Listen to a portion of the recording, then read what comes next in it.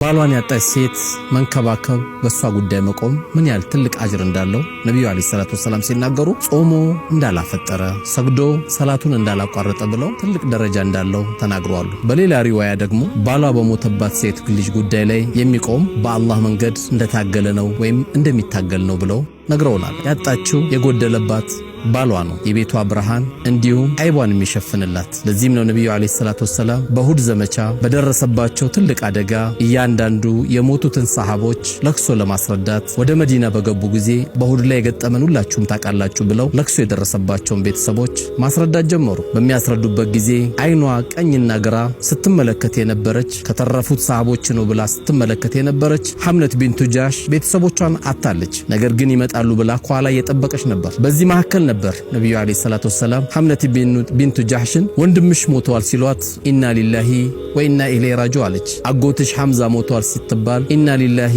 ወኢና ኢለይሂ ራጂዑን አለች።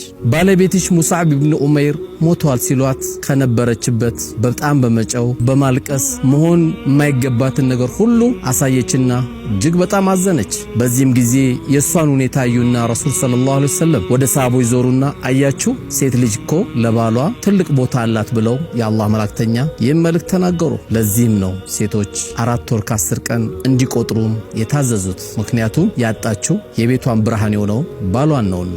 ወጀዛኩሙላሁ ኸይር።